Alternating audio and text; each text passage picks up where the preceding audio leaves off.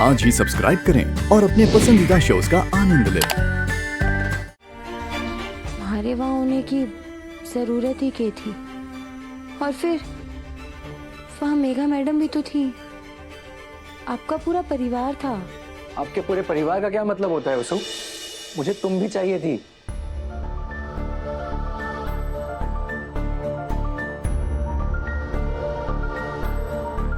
देव sir, आपसे एक बात बोलूं? आप ना अपने हर काम के लिए बार बार मारे को मत बुलाया कीजिए। क्यों? तुम किसी बात से परेशान हो? मैंने तुम्हें कुछ कहा क्या? आप तो मालिक हैं, हमारे जैसे नौकरों को कुछ भी कह सकते हैं। वसु, फिर वही बकवास। वसु, मैंने तुम्हें समझाया था ना, तुम मेरे लिए नौकर नहीं, सिर्फ और सिर्फ मेरी दोस्त हो। और एक बात बताओ, अगर तुम हम सबको मालिक मानती तो क्या तुम अपनी जान दांव पर लगाकर मासा को बचाती, पापा को उस गाड़ी से बाहर निकालती, अभी और दिव्या की शादी हो जाए इसलिए सूर्या काकू से इतनी बातें सुनती? नहीं ना वसु, तुम हमारे घर की शक्ति हो, तुम हम सबकी जरूरत हो, मेरी जरूरत हो।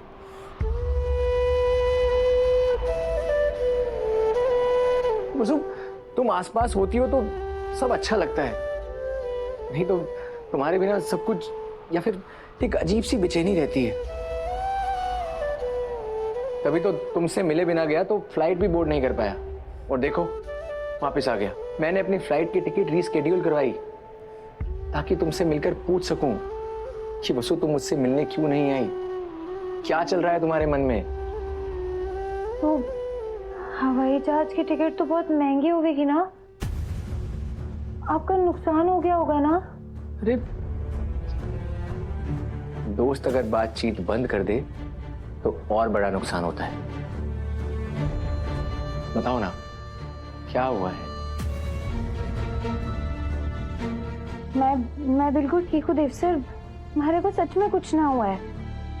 अब आप आराम से अपने मन पर बिना कोई बोझ लिए दिल्ली जाइए और तसल्ली से अपना सारा काम निपटा कर आइए। मैं कल मंदिर जाकर आपके नाम के ढोक भी लगाऊंगी। पिछले 26 सालों में मैंने पहली बार किसी से मिलने के लिए अपनी फ्लाइट मिस की है,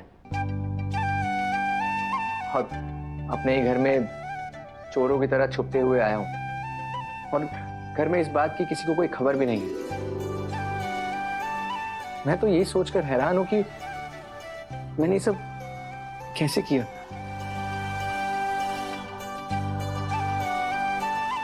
कुछ सवालों के जवाब नहीं होते देव सर। लेकिन तुम्हें मेरे सवाल का जवाब देना होगा।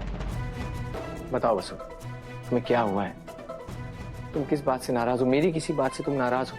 और देखो, अगर तुम मुझे नहीं बताओगी तो मैं यहाँ से नहीं जाऊंगा। देव सर, मैं बिल्कुल ठीक हूँ, आप जल्दी जाइए, नहीं तो आपके हवाई जहाज की टिकट का नुकसान हो जाएगा। लेकिन कुछ नहीं देव सर, चलिए, नहीं तो मैं सच्ची नाराज हो जाऊंगी। मैं कुछ नहीं सुनूंगी, आप जाइए।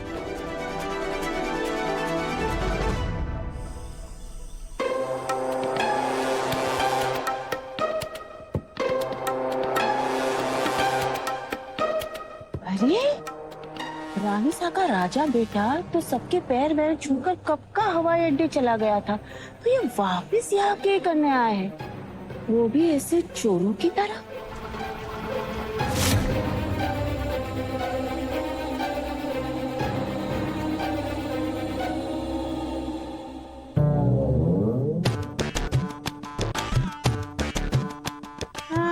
तो राजा बेटा नौकरानी से मिलने वापस आया है। अरे वाह वाह वाह वाह, ये तो एकदम गर्मा गर्म और चटकारेदार खबर हाथ में लगी है।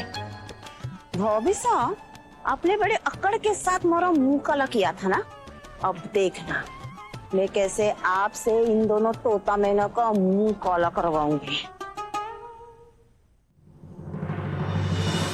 भाई साहब, भाभी साहब, जल्दी से आइए, जल्दी से आइए भाई साहब। भाभी, क्या है सारिका, क्यों घर के बाहर खड़ी होकर तमाशा कर रही हो? भाभी साहब, अब बात ही ऐसी है ना जो सुनकर आपके पैरों तले जमीन खिसक जाएगी और खड़े खड़े आपके सर पर आसमान टूट जाएगा। मुद्दे पे आओ सारिका। भाई साहब मतलब कैसे बताओ, कहने को भी मारे को संकोच हो रहा है। और भाभी साहब इस बात में आप ज्यादा दिल पर मत लगा लीजिए। हाँ, वो योग कलयुग है और अभी थोड़ी देर पहले देवघर वापस आ गया था, वो भी सिर्फ वसुधा से मिलने।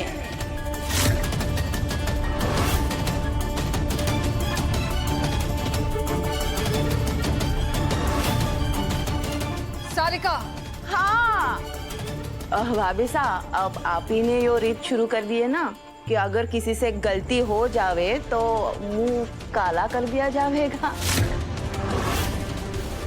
अभी आज देव सबने टाटा बाय बाय करके चला गया, लेकिन चोरी छुपे वापस नौकरानी से मिलने आ गया। अब इसे गलत बात कहेंगे ना भाभी साहब, तो फिर आपकी रीत भी निभाई जाएगी। ये हो सकता है ना कि उस नौकरानी ने रो धो के देव ने वापस बुला लिया हो, तो फिर अब इस स्थिति में तो उस नौकरानी का मुंह काला कर देना चाहिए, है ना? या तो फिर दोनों का भी मुंह काला कर देना होगा। बताइए ना भाभी साहब, क्या करेंगे? तुम पागल हो गई हो सारिका। इस वक्त देव दिल्ली के रास्ते में है। भाभी साहब, मैंने काली मुंह पर पोती हुई है, अपनी आंखों के अंदर ना। मैंने अपनी आंखों से देखा कि आपका सुपुत्र चोरी छुपे आया, सीधे सरवन काटर में गया, वसुधा के साथ हा हा ही किया और फिर चोरी छुपे फिर से निकल भी गया। हम तुमसे कोई बहस नहीं करना चाहते हैं सारिका, क्योंकि हमें पता है तुम बेकार की बातें कर रही हो। अगर मेरी बेकार की बातों से मैंने साबित कर दिया तो? हमारा मुंह जब काला कर रहे थे तो सबने बड़े मजे लिए थे, है ना? अब जब उस देव और नौकरानी का मुंह काला होएगा तो सबके रुदाली बन के रोएंगे। सारिका, सबके सोने का वक्त हो गया है, बेकार में हमारी रात खराब मत करो। हमने कहा था ना कि हमें देव और वसुधा पर पूरा भरोसा है और हम अब भी अपनी बात पर कायम हैं। चलिए, आपके हिसाब से आपका छोरा दिल्ली के रास्ते में है ना, तो फिर वो नौकरानी, वो तो इस घर में है ना, उसे बुलाइए और सबके सामने पूछिए।